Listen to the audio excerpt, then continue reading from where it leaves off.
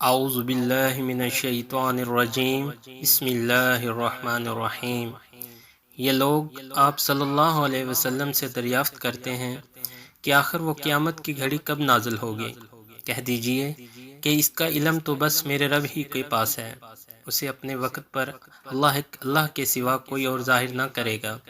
آسمانوں اور زمین میں وہ بڑا سخت وقت ہوگا، وہ تم پر اچانک آ جائے گا۔ یہ لوگ اس کے متعلق آپ صلی اللہ علیہ وسلم سے اس طرح دریافت کرتے ہیں گویا کہ آپ صلی اللہ علیہ وسلم اس کی تحقیق کر چکے۔ کہہ دیجئے کہ اس کا علم تو صرف اللہ کے پاس ہے۔ مزید ویڈیو کی طرف جانے سے پہلے نئے آنے والے دوستوں سے گزارش ہے کہ جنہوں نے ابھی تک ہمارے چینل کو سبسکرائب نہیں کیا وہ پہلے ہمارے چینل کو سبسکرائب کر لیں اور ساتھ ہی بیل آئیکن کا بٹن بھی دبا دیں تاکہ ہماری آنے والی نئی ویڈیو کا نوٹیفیکیشن سب سے پہلے آپ کو مل سکے۔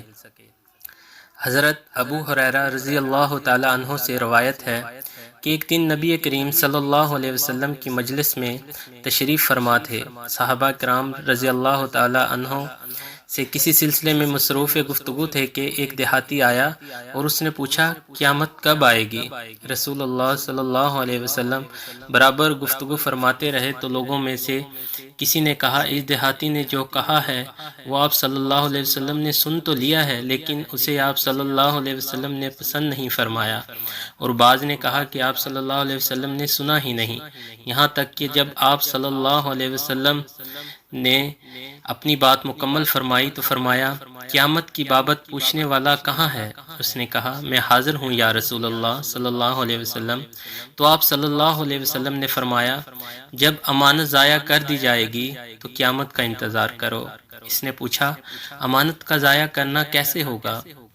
تو آپ صلی اللہ علیہ وسلم نے فرمایا جب دین و دنیا کا معاملہ نااہل لوگوں کے سپرد کر دیا جائے تو قیامت کا انتظار کرو۔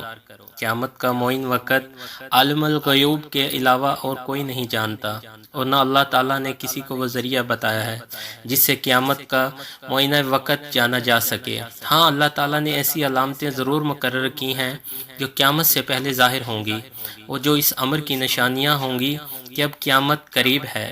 اس حدیث مبارکہ میں بھی رسول اللہ صلی اللہ علیہ وسلم نے قرب قیامت کی ایک خاص اور نہایت اہم علامت بیان کی ہے کہ امانتوں کا ضائع ہونا کہ لوگ امانتوں میں خیانت کرنے لگیں گے۔ پھر فرمایا کہ یہ امانتیں اس طرح ضائع ہوں گی کہ دین و دنیا کے معاملات نیک اور اہل لوگوں کی بجائے فاسق و بدکار، جاہل اور بخیل، بدکماش اور نااہل لوگوں کے ہاتھ میں آ جائیں گے۔